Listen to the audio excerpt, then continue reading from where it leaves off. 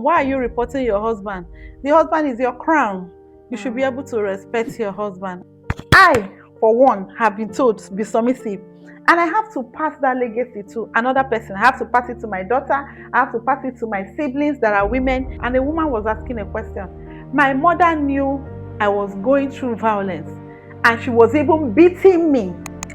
Yes, she was beating me because I was reporting my husband. A lot of time we sympathize with people and then we go back And blame them. and blame them. And at the end of the day, this will stop people from coming for evidence. There is a video making rounds online. A man, unbothered and unashamed, advising fellow men to visit orphanage homes when looking for a wife. His reason: girls from orphanages have no family, no support system, no one to run to. In his words, that is where men find peace.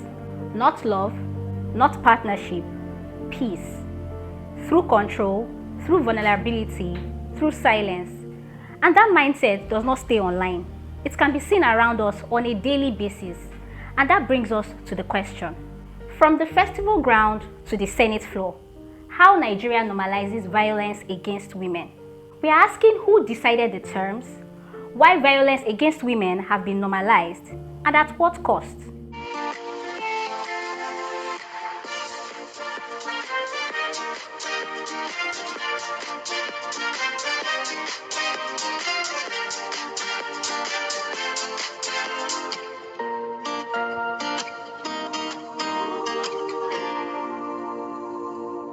Hello, welcome to First Take by First Daily. I'm your host, Omotayo, and joining us today is a woman who has made it her mission to educate, empower, and ensure that women are treated with the dignity that they deserve. On set with us today is Mrs. Precious Ebere Onduko. Thank you so much for coming today, Ma. Thank you for having me. Thank you Thank you, for honoring our everyone. invitation. Yes, thank you. Yes, so today, for today's episode, we are going to be asking questions that have gone unanswered for far too long.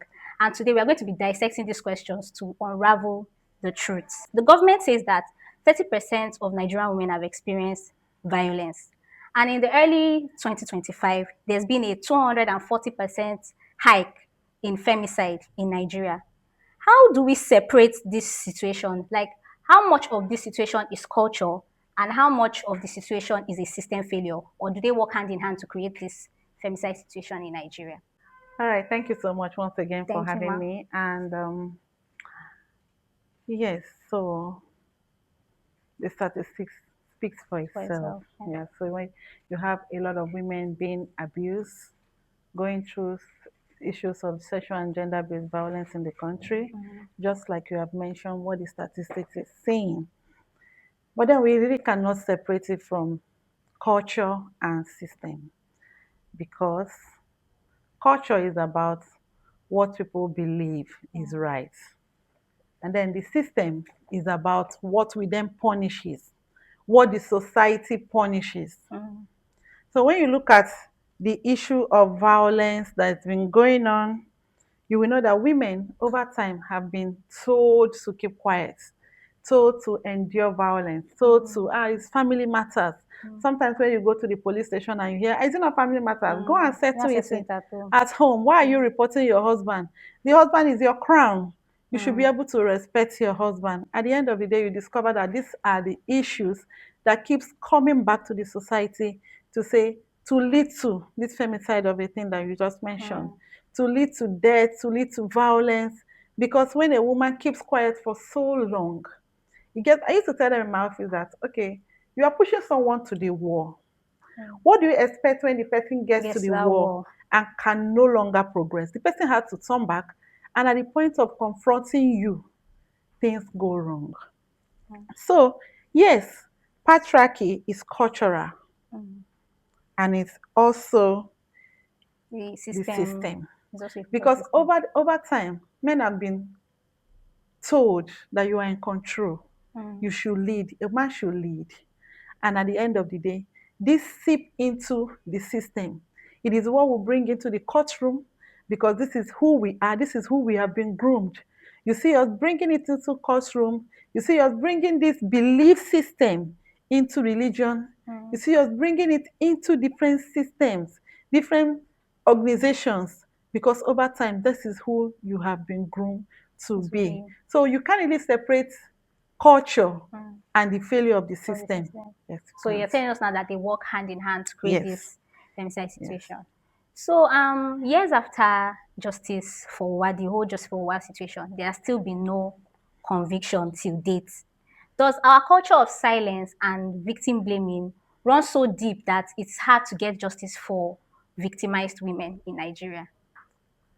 Wow. So when we talk about justice for Owa, I look back at the case I handled in 2020. An 11-year-old girl that came back from school and she was gang raped to death. Jesus. An 11 years old girl. So when we talk about justice for Owa, we're also looking for justice for For, Favor. Favor is dead now for 5 years and there's no justice. So the system, in as much as we go about doing this campaign, shouting hashtag, at the end of the day, everybody is sympathizing with the victims. They are sympathizing with the victim family. But then we go back inside and we are asking questions. Why did she even dress like that? hmm. What kind of behavior was she even put in that made her to be raped or that made her to die? You know, a lot of time we sympathize with people and then we go back And blame and them. blame them. And at the end of the day, this will stop people from coming for evidence. Because when they start looking at, oh, she was there, this is how she dressed, this is her lifestyle, this is how she has been going about, this is her behavior. You see, people don't even come to give evidence in court. Most times, the magistrates are there, they are requiring families, they are requiring people to give evidence, but they are nowhere to be found because it's victim blaming. We are blaming them. We are looking at, oh, how, and then I used to ask, I've had a case where a 75 years old woman was raped. Was she dressed in any way? We had a case of a 3 month old baby that was raped. Was there any kind of Even an dressing 11-year-old, that what could an attracted 11-year-old? that 11-year-old girl I mentioned, Justice for Favor? She just came back from school. Her mother asked her, go and buy gala. Ah, And she didn't come back. Between 3 o'clock, 3 p.m. to 6 p.m., this girl died. Just very close three to us hours. in Lagos. We are still looking at Uwa, far away. But this one, just very close to us here in Oshodi Solo, this girl died, and up to date, there's no justice. And another thing that causes it is investigation. So most times, our police officers, good works, they are doing good works.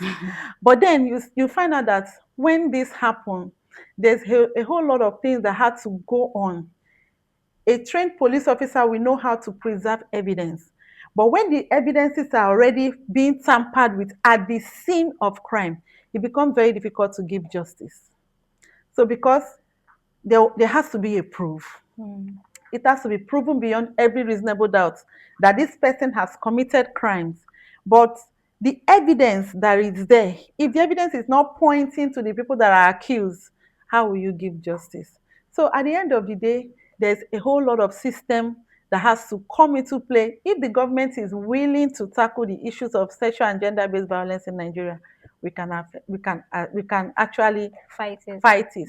But then I asked a question very recently. I was doing a research on delayed justice, and I was asking a question that why is it that there's a whole lot of cases of sexual and gender-based violence that are in courts and they are not getting They're not getting justice? justice. And somebody told me that it's because it's women's issue. Yes, Oh wow, that's a bold statement. it's because it's women's issue. Have you not heard about maternal death? Is it men's issue? If it becomes a men's issue by tomorrow, there will be a solution to it. Look at the seats. How many women do we have that can actually come up and say, let us talk about issues affecting women? Is it possible for a man to talk about menstruation? Exactly. It is not Why are possible men because making they, laws they concerning can't women's bodies? they cannot go through it. They don't go through it. They don't understand the pain involved. Even when they see it, there is no experience. So when we are saying allocate more seats for women so that women can actually make these decisions. Women can come up and say, this is how we are feeling it. Let's make laws that can protect us. So because of this patriarchal belief system that we I have have in in Nigeria. Africa and in Nigeria, so a lot of things goes on unreported. A lot of people today don't even want to report issues of sexual and gender-based violence. Why? Because if I report, what about those that have reported? What have you What have done they to done them? for them? Those that have come out to report, what has happened? Look at the case we were just talking about. The case that just one person that said I was raped And it and she was wasn't like, raped. Look at the way they turned the the whole whole thing thing. turned around. But do you know how many women that have been raped and that have come out to say I have been raped? How did the system handle them? How did the system protect them? Because these people are saying the truth. Oh, we only have one person that have lied about it. And then there's a whole lot of table turning around to say, point accusing finger about on her. What about those that are saying the truth? What have we done as Nigeria, as the state, as the governing body that are in charge, as the judiciary? What are we doing to protect women? And a lot of time, women don't get protection order. There's something we call protection order in court, whereby a woman that have been violated or that is going through any form of gender-based violence or domestic violence can walk up to the court and demand for protection order. Protection order will help the woman to put boundaries. So this person that is the perpetrator is not allowed to come close to you. But then because of the struggle, a lot of time people don't end up, let me just leave it for God. I had a case of a 15-year-old girl that was raped because of the delay in court. She came one day, she was crying to me. She said, Ma, I want God to just forgive me because I know I've sinned. And I was like, what kind of sin? She said, because she was raped. In short, her family made her to do prayers on prayers Ha. on prayers on prayers, asking for forgiveness because I don't she understand. was raped. Is it our So, fault? so you asked me, she was raped, and then they asked her to go through a whole lot of rigorous exercises, prayer exercises, just for her to be delivered from being raped. I don't even know how to wrap up that story to say. And the girl said, please, I have forgiven him. Let him go free. Yeah. And today the case is still in court. Since 2021 to date, Okay. that case is still in court. It's quite unfortunate Yeah. for the situation of things for women in Nigeria. Which brings me to the case of that happened in Edo State, or Delta State, I mean, in March 2026, this year. Yeah. Women were chased, they were stripped, and they were assaulted in broad daylight. And the community leaders came out and said that it's a misunderstanding. But the question now is, where exactly does culture end and criminality begin? Because now you're calling it a culture, oh, there's a misunderstanding, but a crime was committed. So how do we separate that? So culture ends where violence starts. Hmm. There's no culture that will tell you abuse, violate, assault women. Once that starts happening, that means there's no more culture. That's not culture. So at the point where violence starts is at the point where it becomes criminal cases. So you cannot say because there's a festival, there's a tradition that assaults women, it is system impunity. So you cannot say because I have a tradition that allows women to be beaten, it's not culture. That is criminal acts. That is violence against Women. women. So a woman is supposed to have bodily autonomy.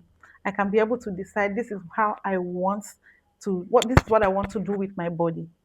But now you are telling us that in your culture, a woman doesn't have that right to decide that this is what I want to do with my body, because her body obviously is an art of work that can be beaten, that can be violated because of culture.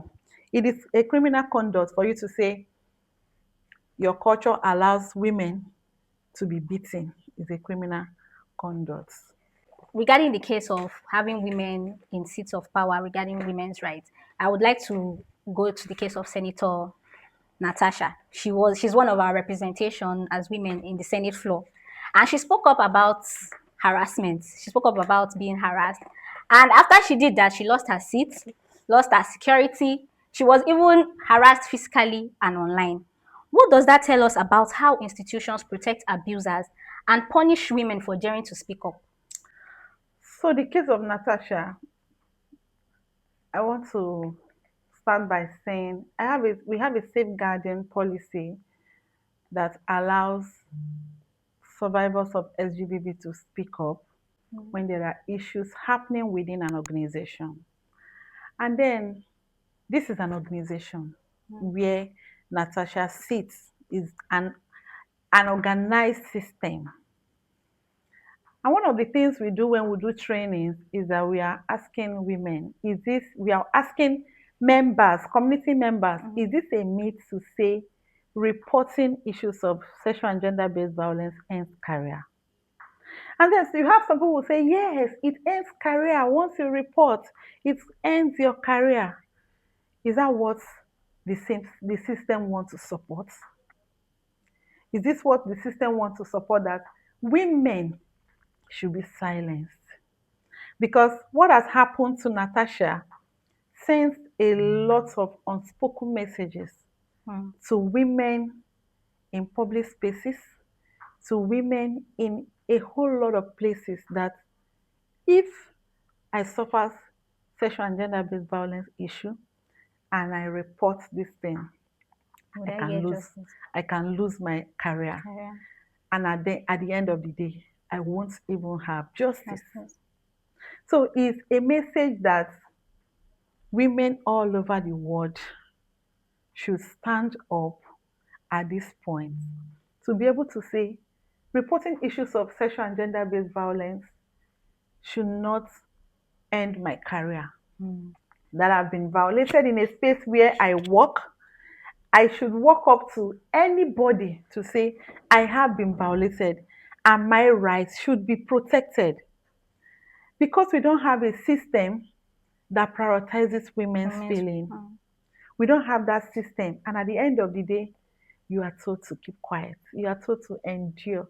You are told to, is it not because you are in the public spaces? Is it not because you are in politics? And a whole lot of women are running away from politics because obviously it is a place where it is for the fittest. That seat is for the fittest. And if we have a woman that has been bold enough to Take say, that seat. I am in this seat, we should support her. We should support her. But one of the messages I want to just pass across is that evidence is paramount. Whenever you are looking for justice, ensure that you have your evidence. Because at the end of the day, it is your word against the other person. What you are saying against the other person. So, Ma, we've seen cases where women have been abused, and the same women like them would also come out and be, stigmatizing those women and be like, oh, what was she wearing? Why would she do that? Why would you come out and speak? What do you have to say about that situation? Do you think women don't support women, or is as a result of an induced trauma, just for a lack of better use of All right, words? thank you so much. I, for one, don't believe that women don't support women. I think it's as a result of how the society, the culture have also shaped women. So over time, we have been groomed to say, a man is your head, right? You have to be submissive to a man's authority. And these women have also come up to say, you are disrespecting a man, you have to be submissive, right? Because I, for one, have been told to be submissive.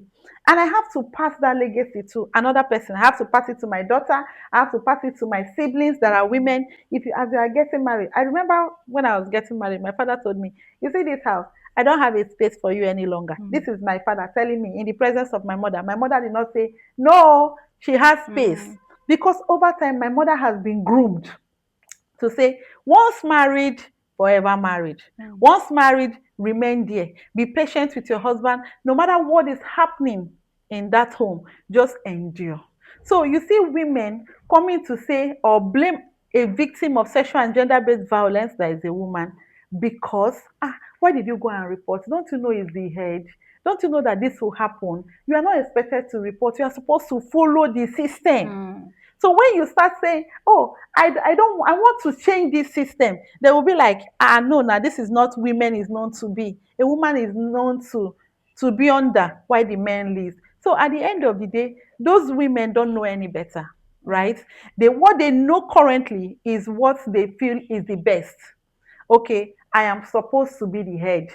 The man is supposed to be leading us. Mm. Let the man just lead. No matter what he says, we'll just go home, settle Settle it, it. and that will be it. But when they come out in the public spaces, they will also blame you as a woman. Yes, they will blame you as a woman. Why did you go and report against the man? Why do you report against the man? He is the man.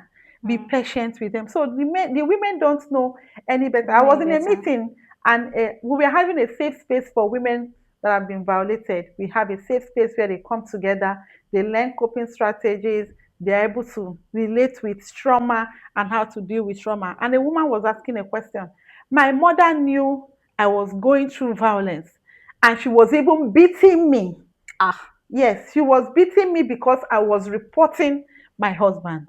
So at the end of the day, you see that mother, she doesn't know any better. She was acting based on what she has also been groomed, what she has Mm. been trained to know that this is violence, that this is the way it's supposed to be.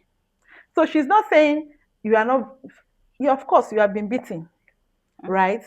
But as a woman, you have to be more patient.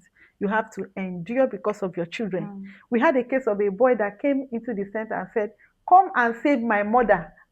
Mm. Come and save my mother before she dies." This woman endured domestic violence for 28 years.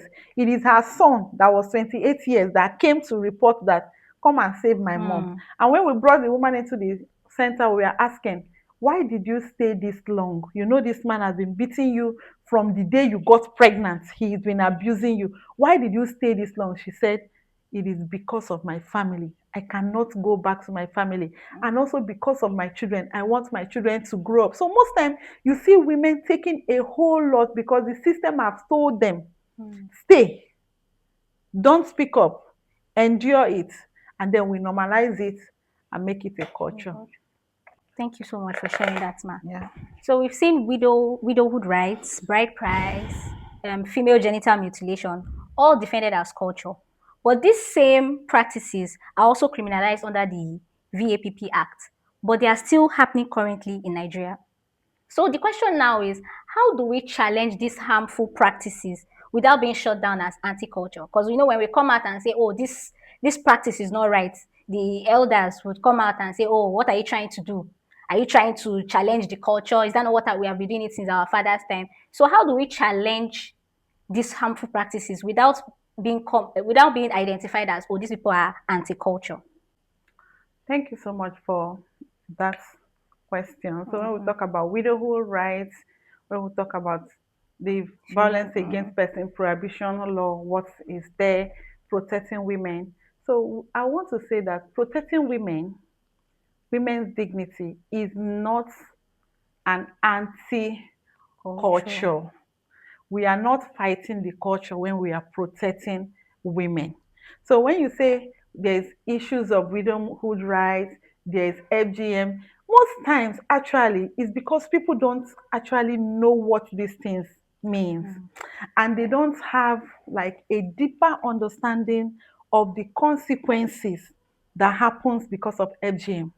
Because if you take a woman you say, okay, we are trying to save this woman so that she will not become promiscuous, Promiscuous, yeah. right? That's why we have to cut her. Mm. And then we are now taking it deeper. Let's even understand this FGM game.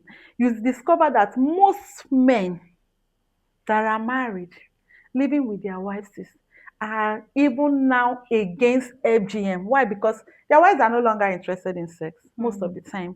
You see them saying, "Oh, she was circumcised. That's why she's not interested in sex." I'm not bringing this up to say, okay, that women that are circumcised I'm not. are not sexually Mm. active. Of course they are. But if you ask these men again that we are in support of FGM, Mm. they will tell you we are no longer in support of SGM because they have seen the consequences. Or are you looking at a child that was caught and is not able to give birth, or having issues giving birth. Giving birth. You understand? So when you look at the consequences placed side by side, you will discover that it's even better for you to protect the woman's dignity. It's better for you to protect the woman's body, because at the end of the day, we are not just looking at this. Who are these women? They are your sisters, they are your daughters, and they are your families. So if you come out and say women, it's as if you are talking about people outside. Bring that woman to your home. Start looking at your mother. Start looking at your sister. Start looking at your daughter as the women that we are referring to. Because at the end of the day, a woman that is being abused about sexual and gender-based violence, it could be anybody's child. Yeah. It is no longer time where you say, oh, this is the police officer's daughter. I had a case, I've had two cases where police officers, their children were defied. So these issues of gender-based violence does not even know who is who. It doesn't even, your daughter is walking on the streets, your sister is walking on the streets, or your mother is walking on the streets. It's not written on her head, a lawmaker. It's not written. So what you have to do as anybody, anytime in time, support women's dignity, protect their rights, because these things we are talking about, it is not anti-culture, it is not anti-tradition. We are talking about protecting somebody. We are talking about helping people stand up for what is right. It is not something that is against the law. So when you look at violence against person prohibition law and the implications, what are there? What are those things that are written there to protect women? It is just for you to say, okay, this is what the law is saying. Let's just follow what the law is saying. Let's not start saying story upon story or about it. Let's just follow what the law has stipulated. If the law has said, okay, 21 years in prison, let's follow it strictly. If the law has said 5 years in prison, let's follow it strictly. Let's just follow it. And at the end of the day, you will see that perpetrators will become fearful. There will be improvement in dealing with these issues. In 2024, a bill to repeal the VAPP Act, which is our main anti-violence law, made it to the Senate floor. How do we explain lawmakers actively trying to weaken protection for women while femicide is on the rise? Part of what can explain this question is because it discomforts, just like when you're talking about sexual harassment in tertiary schools, that you want to bring a bill on sexual harassment in tertiary schools, you will see that perpetrators, who are the perpetrators in the first place? Men. So, It's men. and those perpetrators, they will stand their ground to say, no, let this not happen. Let's not allow this. Because at the end of the day, who is this thing coming back to hurt? It's coming back to hurt us. So I am not saying that this law coming into men trying, the lawmakers or the Senate, trying to say, okay, let's repeal some parts. I'm not saying that they are the perpetrators, but at the end of the day, who are the perpetrators? Let's ask ourselves. We are not saying women are not, but looking at the statistics, who are the perpetrators? It answers a whole lot of questions why issues of violence will continue to happen. It answers a whole lot of questions why the law will come up and people are saying, let's remove this part, let's put these parts that are more favorable or that will reduce the punishment. So who are the perpetrators? This is a good note to end today's episode. Who are the perpetrators?